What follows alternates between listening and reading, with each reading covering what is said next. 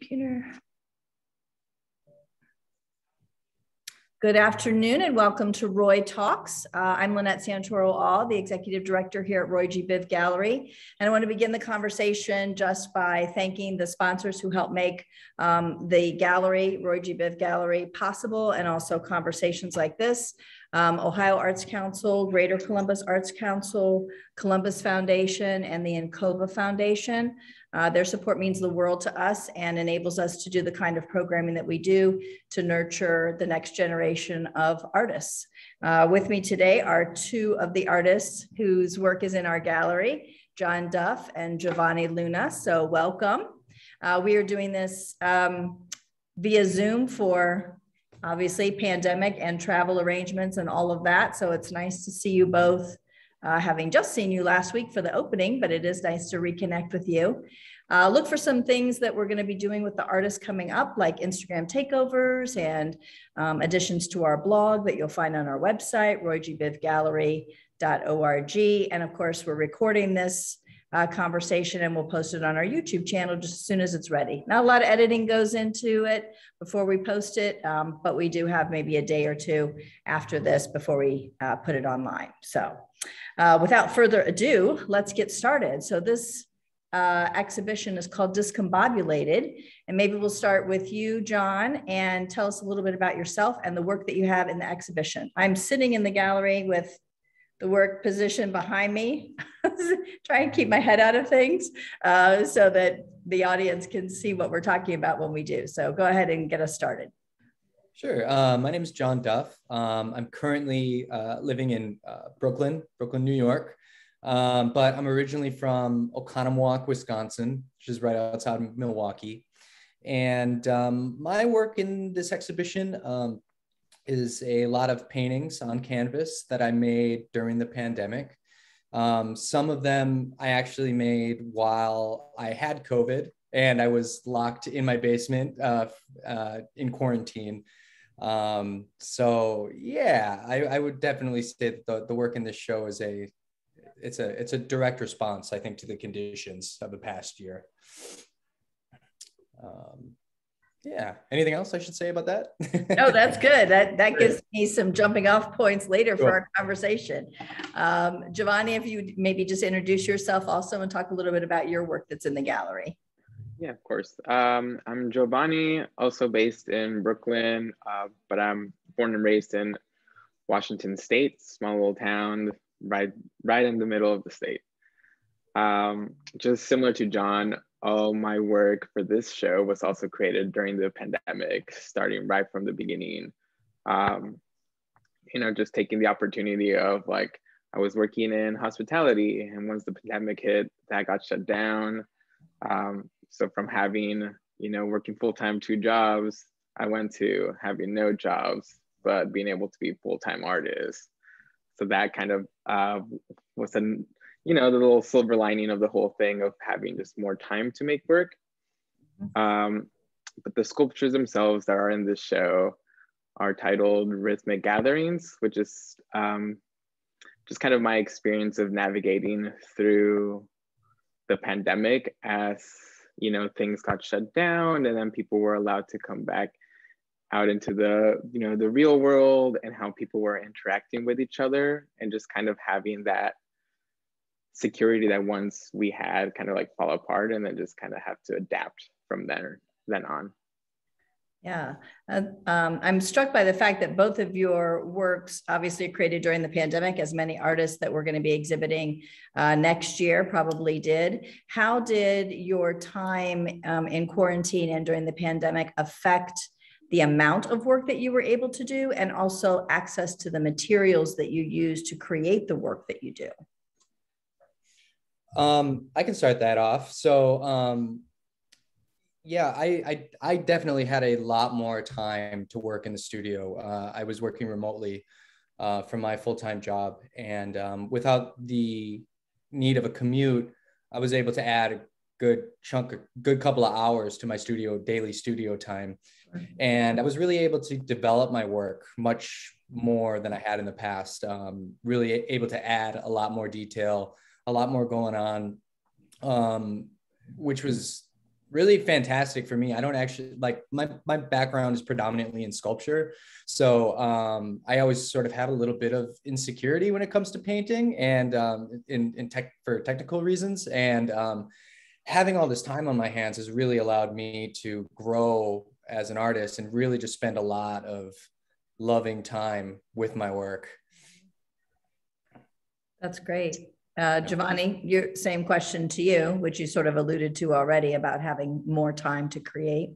Right. So yeah, like for me, very much those say like 8 to 10 hours a day that I was, spending to commute to a job and then work the shift and then like commute back home and or commute like to the studio to like work in an hour or two a day. That, instead of having to go to a job, it was I'm going to the studio now. So those like 8 to 10 hours of like going to a job became going to the studio. So that was very much just like, became of a, for me, I mean, I think for most people, like creating art is also this like helpful mental aspect of one person's life. Right. So for me, it was just like, I'm going to be doing this every day. Like I will still go to my studio, which I felt very like secure to go to in terms like during even that time. So it was very much like I'm spending 8 to 10 hours every day until, I start figuring out what's going on with my new life. Right. So it's one of those things of like, well, I guess might as well make work until like something, comes out of it with my, life in general, but also like the work in general. In terms of like, I know you mentioned kind of materials or like stuff like that. If we had it, my work is, I call all the little smaller objects paint skins. And these are paint skins that I've had, some of them that I've had since like the very beginning that I started making these, which has been about 10 years now. Wow. So it's been paint skins that I've just been, using for different projects and carrying, assembling them, taking them apart for different reasons. So for this, like the material I had just plenty to use for. It also happened to be during the winter time, which I cannot usually make new material because of, or like make new objects because of the material. So all these objects were already made. And just the assembling part was convenient for the temperature of the weather, as opposed to creating brand new material. Right. So that I was going to ask about how the pandemic itself influenced your work. In other words, some artists are expressing that they've been exploring either different mediums or maybe different subjects, or that their attitude has been influencing the colors that they've been using. But it seems like if you had these materials already available to you, that's not the case for you, Jovanni. Is that the case for you at all, John, that the pandemic influenced the kind of colors or subjects that you were using in your paintings? I think definitely some of the subjects. There's definitely a lot of beer, alcohol bottles in my paintings that, and a lot of my like source imagery, like the imagery that I'm working off of to make my paintings, was from Amazon product images, like the little images in the corner for the products.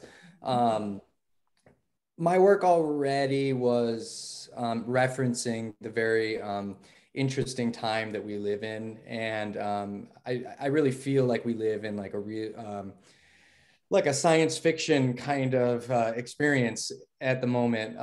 Like I don't know how aware you are with Star Trek, but in Star Trek they have, in Next Generation anyways, they have replicators. Yes. Where you tell the computer like I want a cup of tea, and it just makes it out of molecules for you. And we are pretty close to living like a replicator lifestyle right now with Amazon. Like you just push a button and it shows up the next day. I mean, the thought of it showing up any quicker than that is kind of unreal. And so there was a lot of that happening and I just felt like in the pandemic, while it uprooted some people's experiences or changed them a little bit, it also, I feel like it really intensified all of the things that I was already kind of trying to bring into focus to point out what an extraordinary time we're living in right now, how surreal it is.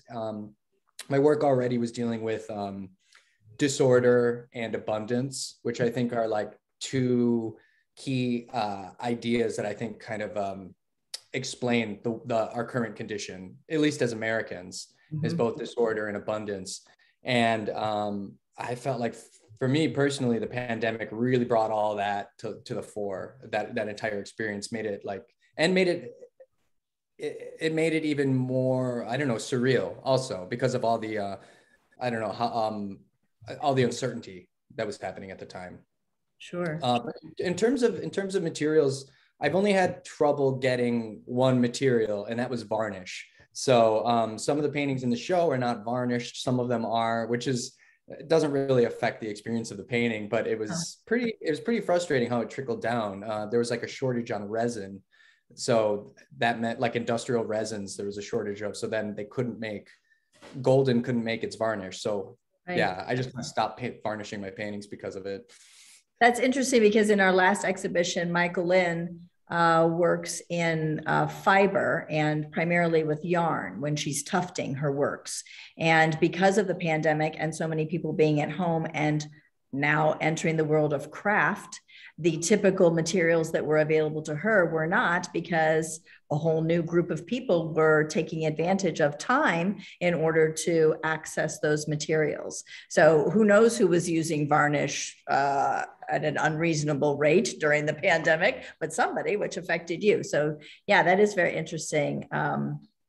Artists in Franklinton, where we are, we often have these kinds of conversations, and there was sort of a network of, I have this material, do you need that? Yes, and I need this material, do you have that? So there was a lot of trading going on when artists couldn't find things, which is a wonderful thing about the community of Franklinton. So yeah, that's very interesting. You don't know how, your varnish is on a barge out in the coast of California or something. I don't know. So yeah. Which was a phrase we used also in promoting local artists, that local artists' work was not on a barge in the Pacific, right? So maybe just talking a little bit about your work particularly, what's integral then to your work? It could be maybe, the materials, of course, or maybe the time or some kind of experience, but what's integral to your work and your creative process? Jovanni, you go ahead and take that one first. Yeah, I think for these sculptures, this series specifically, it's something that I kind of go back and forth in terms of overall process of working with this material.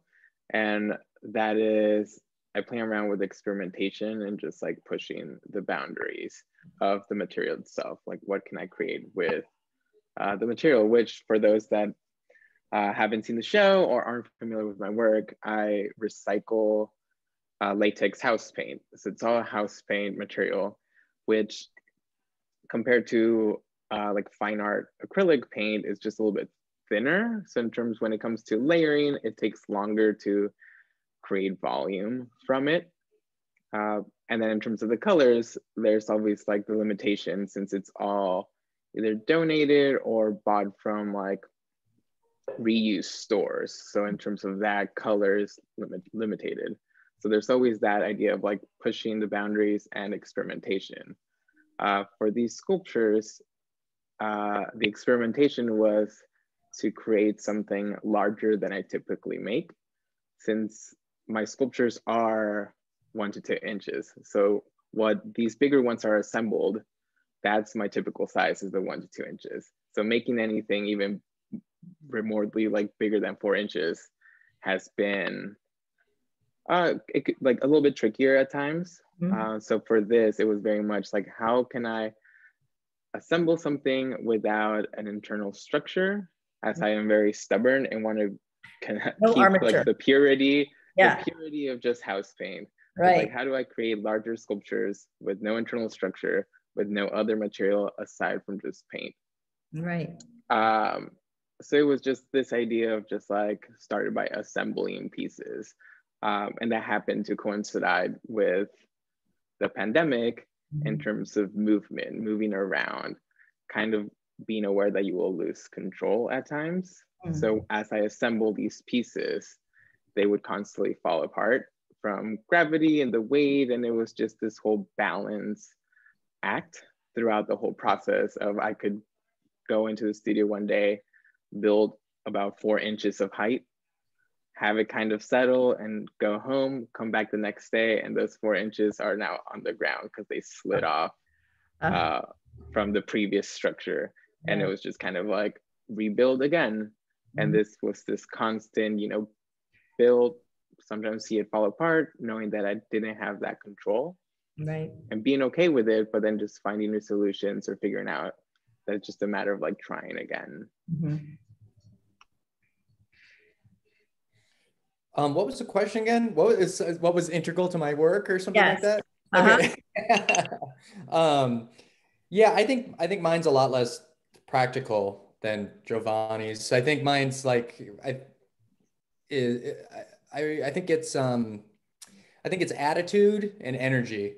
I think it has less to do with like the actual like the physicality of what I'm doing. I've been when I think of my work, I think of like beyond just what's in this exhibition as well. I've been getting into illustration, a little bit of printmaking, and even some digital work. So I think for me, I'm not too stuck with any sort of like materials or anything like that. I've been trying to loosen myself up and make the whole thing a little bit more, I don't know, versatile, my entire process. I've been trying to become more versatile as an artist, but so I would say that like in all the work, I think like humor and an energetic experience are probably the two integral parts of anything that I make.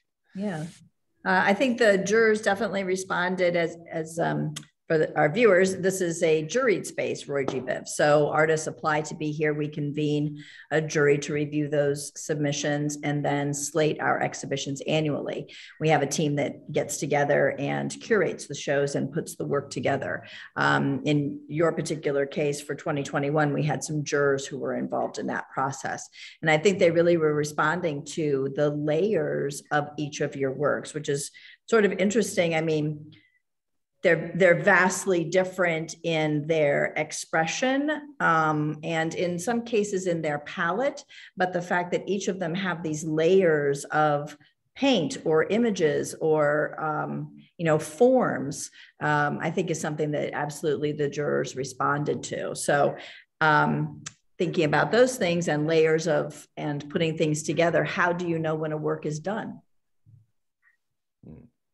This is just a joke, right? Because painters would say 2 weeks ago it was done, right? But I'm still working on it, but yeah. So how do you know?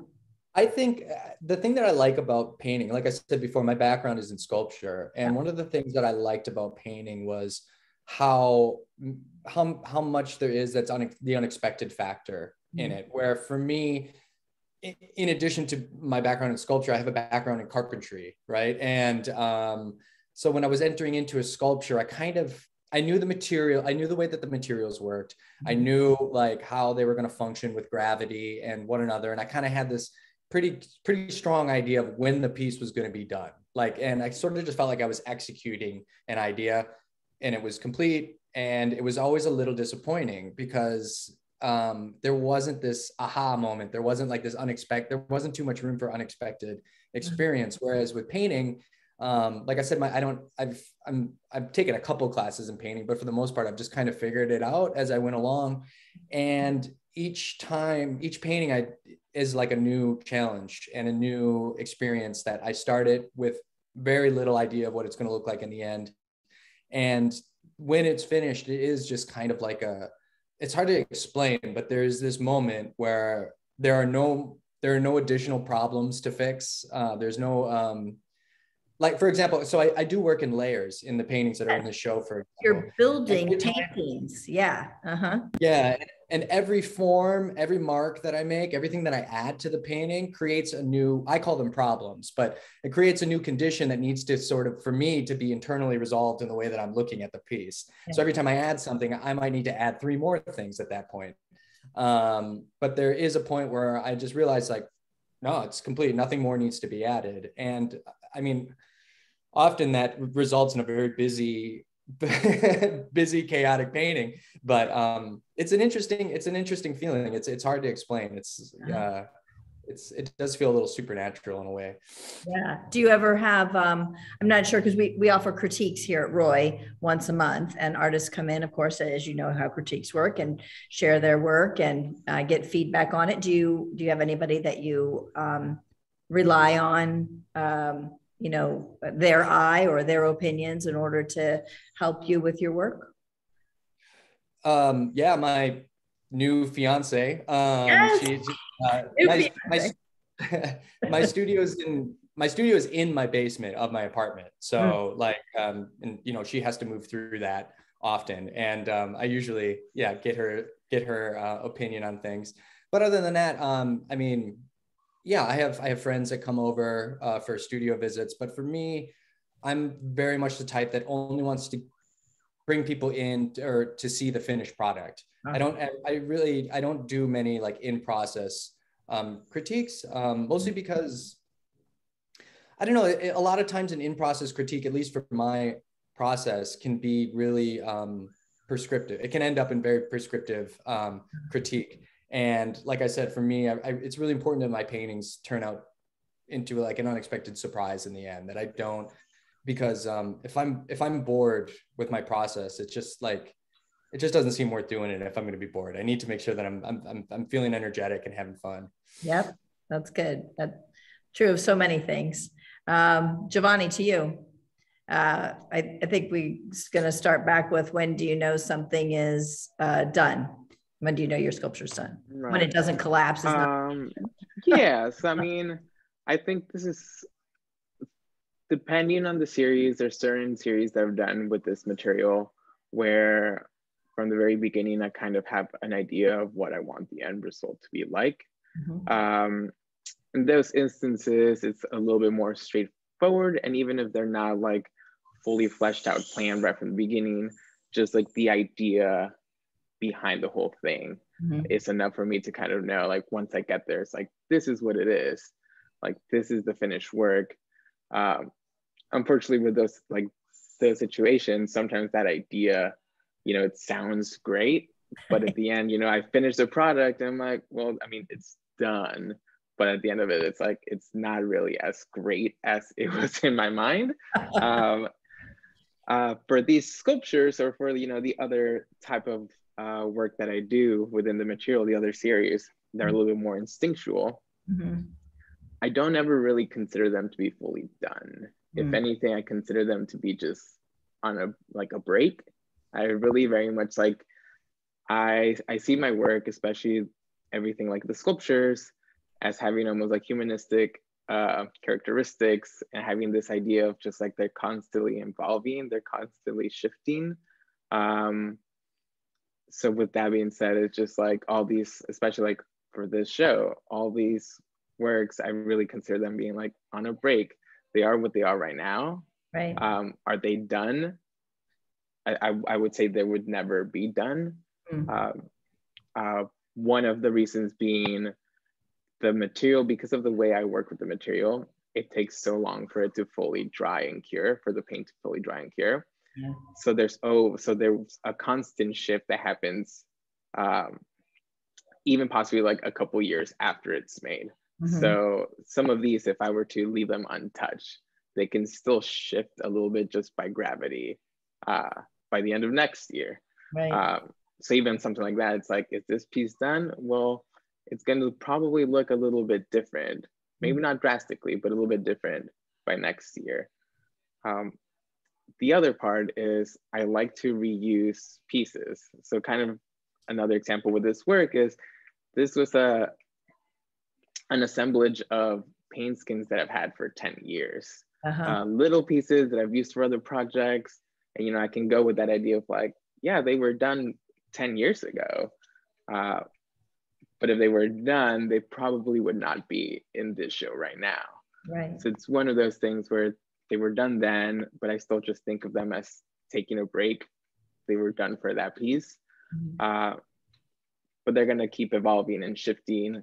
And, you know, some of these pieces, you know, I might keep them, you know, if I don't sell them, I might keep them for a couple of years, and then, you know, think of a new idea and put them together and maybe create a larger sculpture. Or, you know, I'm not even doing sculptures and I do a different thing that I end up using these pieces for. So they just kind of continue to keep evolving throughout time. So if anything, it would be like once I stop or once I'm not able to ship them, that's potentially when they would be finished. Yeah, that's good. Because I noticed a lot of them are just like a solo sculpture, a tower or a form.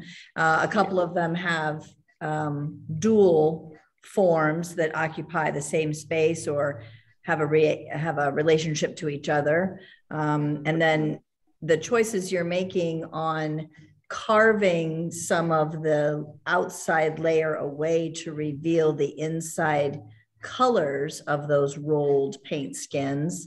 How do you keep all of that in balance? Is it just aesthetically it pleases you this way or that, or there's a certain moment again where you're like, nope, I don't need to carve out or reveal any more of this, it's done?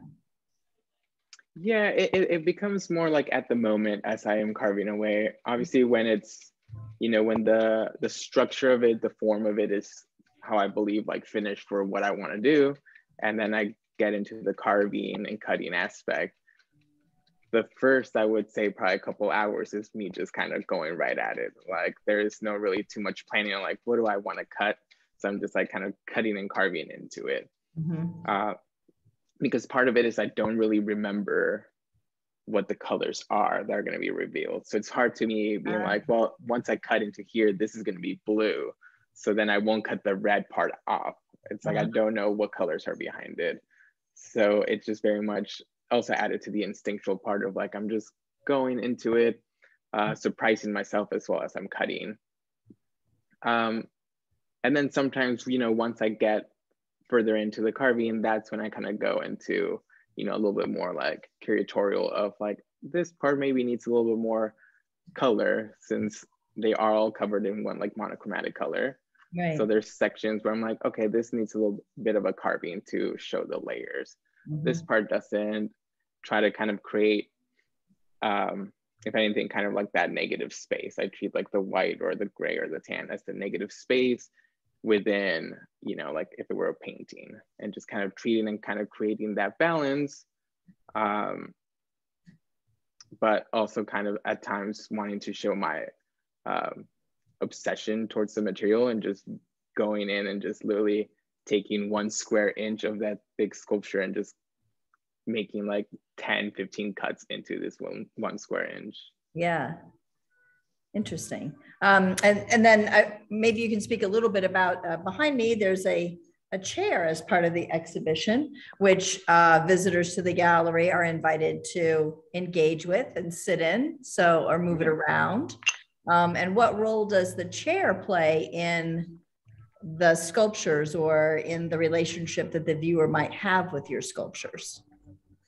So every time I have a new show, and especially with new work, I always like to play around with just kind of ways things are installed. I think even if it's just like when I've done just paintings or like 2-dimensional work, I still like the idea of kind of creating an environment where people kind of treat it differently as opposed to kind of a more traditional setting. So in terms for this, so I always like to play ideas, and the idea of the chair is something that has been done. People can sit down next to the art or use a chair to see other art. I haven't personally done it, partially also because I had never done pieces this big or sculptures this big. So when that sculpture that's next to the chair was being finished, I realized it was also a good kind of like side table height, which to me kind of made sense. Like if I were to put a chair, if it's the right height and right size, where it doesn't necessarily look awkward that there's a chair next to it. So for me, putting the chair was to allow and give the viewers another perspective to see the artwork, as opposed to, you know, just bending down or having to kind of squat down to look at it. If you sit down and you just look to the side, you get this, you know, perspective as if it were like a table, something that, you know, the rest of the pieces in the show, you don't really get that perspective. You are either standing in front of them, or you do have to like squat down a little bit to see around it. And this one, it allows you to sit down, just kind of look to your side, and there it is, just right next to you. But then, John and I also decided to kind of position in that place where it's centered and kind of in front of one of his larger paintings too. Yeah. So allowing the viewers to kind of being able to kind of interact or see my piece on the side, but then if you stare forward, in front of you is one of his larger pieces. And I think like the first time I saw his paintings, knowing that it was going to be tied in with this work, I just like immediately knew there was this kind of connection and similarities in terms of the layering and the colors, and this just kind of constant discovery that happens the longer you look at the piece. So I think like being able to allow the viewer to kind of have my piece right next to the chair, but then just kind of look up and have his painting in front of them, I would hope allows them to kind of start creating that connection also between works. Yeah, that's great. I did appreciate that, the relationship that the two of you built with your work, but with each other, and how you negotiated the space, and even came up with the title Discombobulated together. And your work has a really wonderful relationship and a dialogue between them. So I really appreciated that collegial feeling in the gallery. So that was really wonderful. And you didn't really know each other beforehand, but through the conversations that we've had and negotiating the space, that was really wonderful to experience. So thank you for that opportunity. So Roy, I'm not sure where it is on your career trajectory. Of course, it's a space for emerging artists to sort of, explore their own voice and their work and take some chances. Where is Roy on the spectrum for you all? What's next for you? I guess this is an opportunity for you to talk about maybe an upcoming show that you have, or a residency that you're going to be doing, or maybe where your work is going next, do you think? So maybe talk a little bit about that. Sure, I can start that off. I really actually appreciated this opportunity to have this exhibition at Roy, just because it offered me an opportunity to show some of the more energetic works all together at once. I've been working with a couple of other galleries in Europe and New York, and they've been, during the pandemic, they've definitely been shying away from the work that you see at Roy right now. Yeah. Which is actually the work that I felt much more personally attached to. That and yeah, which had been kind of bumming me out overall, like that the market forces that were at play, and like responding to potential collectors, maybe wanting something calmer, something not as like in your face or controversial or whatever. And yeah, I really appreciated the fact that I was able to come in and that we were able to lay out the show and design the show to the artist's specifications and not to necessarily the collector's specifications. So that was very pleasant for me. And I got to say, I was really surprised how well the work worked together. It was a nice opportunity to be able to meet Jovanni, who turns out his studio is like 10 minutes away from my home. So yeah, it was great to meet him. And then once we got everything laid out, at first I was like, I'm not really sure how these two bodies of work are going to play off of each other. But I was delightfully surprised once we got everything into the gallery, how well they complemented each other. Yeah. So kudos to your committee for being able to see what I couldn't.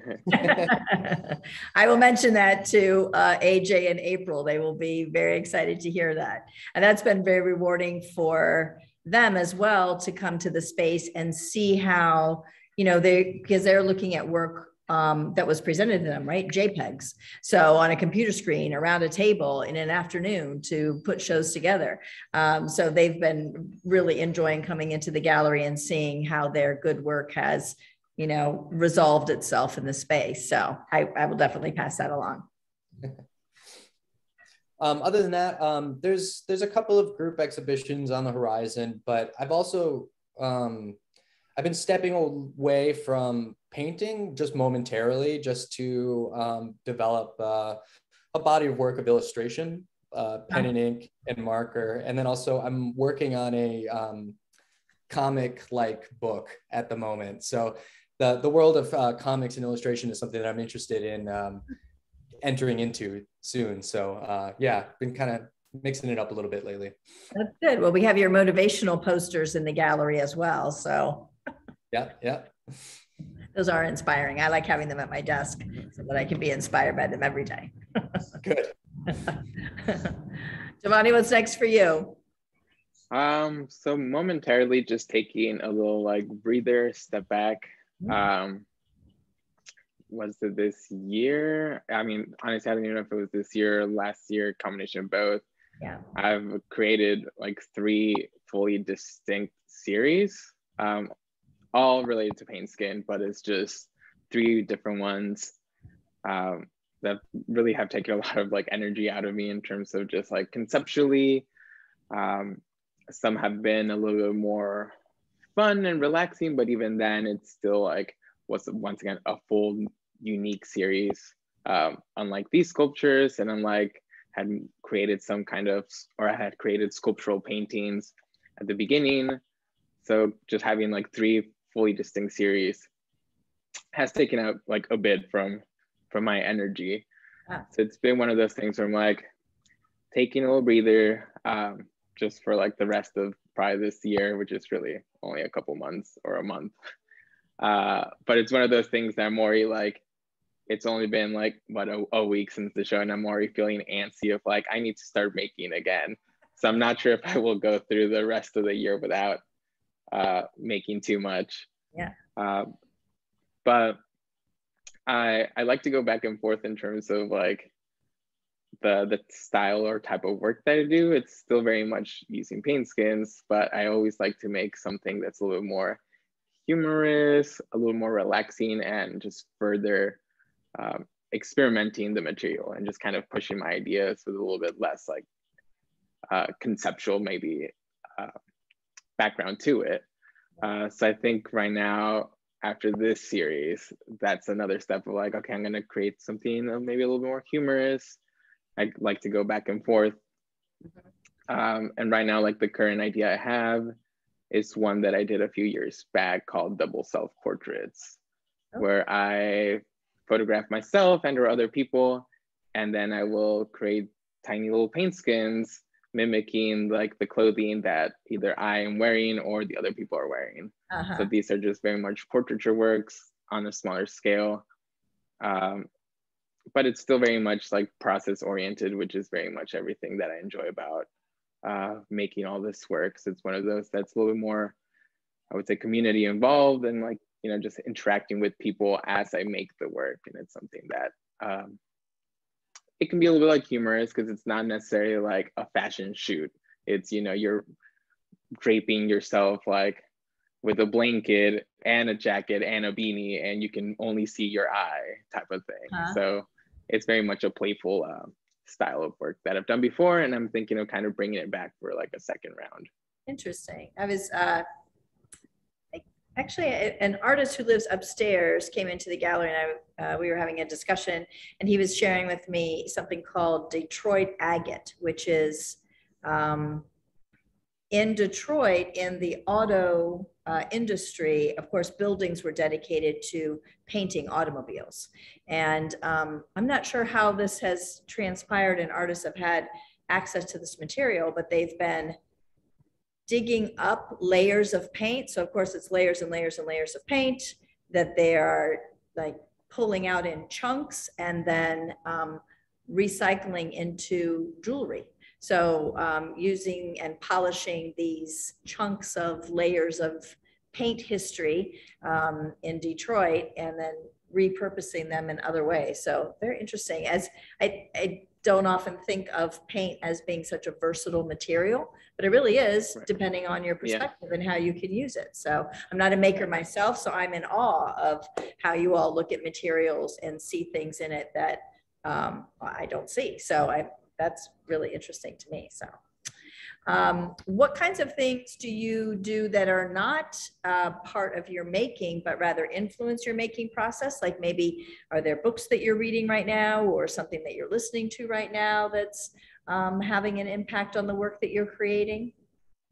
We did enjoy your playlist during the reception. That gave us some insight into you and your creative process. But are there things that, you know, are influencing you that are keeping you creative? Because I can imagine how difficult it is in this time to find space, even though you're given time, but creativity and something that is continuing to feed you so that you can be creative too. I always read and watch a lot of science fiction. That always inspires me a lot. It's been a big part of my life ever since I was a kid. And when I'm working, I listen to a lot of death metal and electronic music, but I also listen to a lot of audiobooks. So whether they are some of them are fiction, some of them are nonfiction. I've been trying really hard to figure out a way to incorporate Tom Sawyer and Huckleberry Finn as like archetypal characters.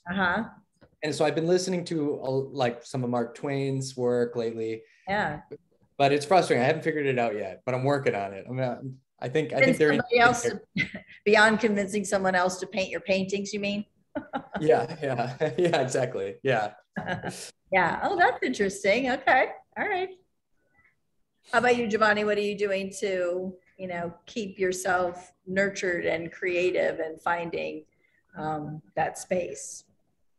Yeah, for me, I feel like my work always gets inspired just kind of like by the outdoors, both, you know, just like natural environments, but also the longer I've lived in kind of like in cities, just that cityscape also kind of being this man-made environment, but just how spaces are put together, I find very kind of like inspiring and at times unique and at awe.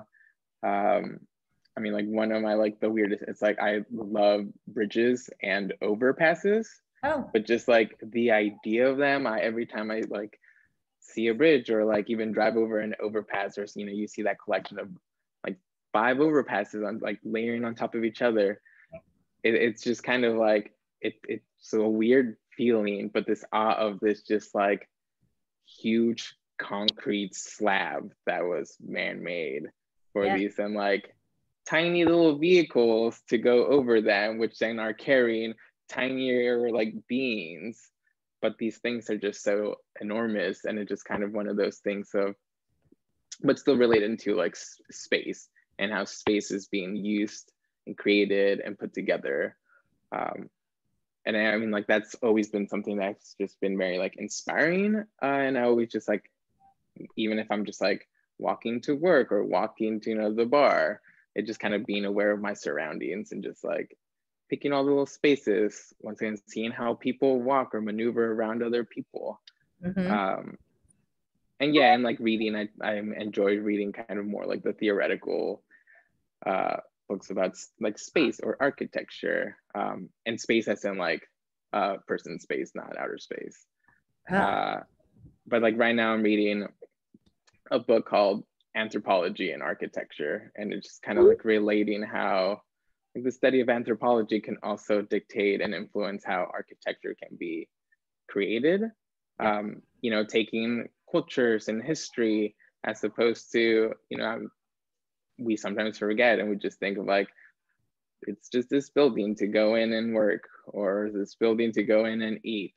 But, you know, everything got really thought out, and it's like the space within the building is planned out for specific movement and flow for the human activity.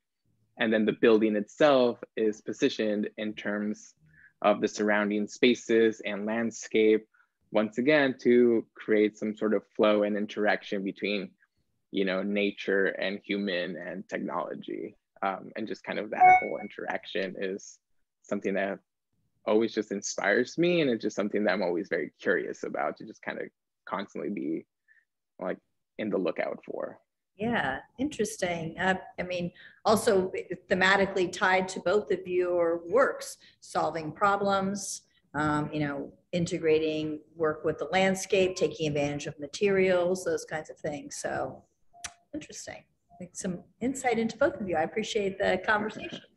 Well, we're closing in on our time together. Do either of you have questions for each other or for me, or you want to talk about something that we didn't yet cover?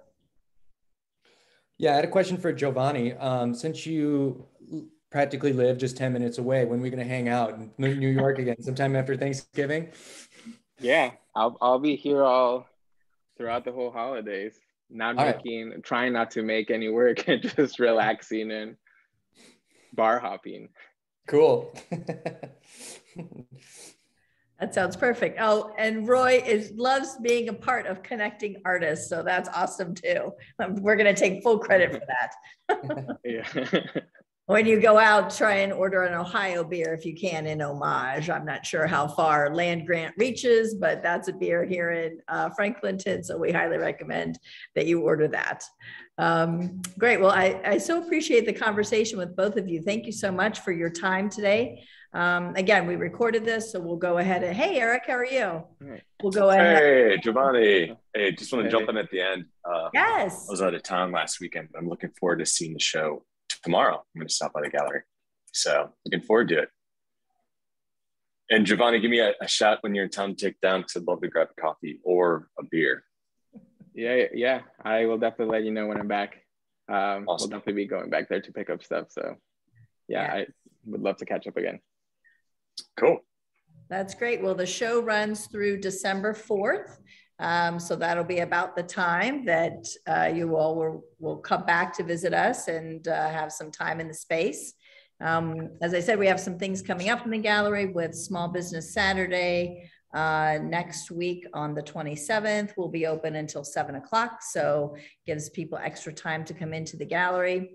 And again, just thank you both very much for the conversation. I learned so much, and it was really wonderful to be able to spend this time with you. Yeah, great. Thank you. All right, so we'll close for now, and we'll post this on our YouTube channel when it's ready. Thank you all. Cool. Thanks. Bye. Bye. Thanks. Bye.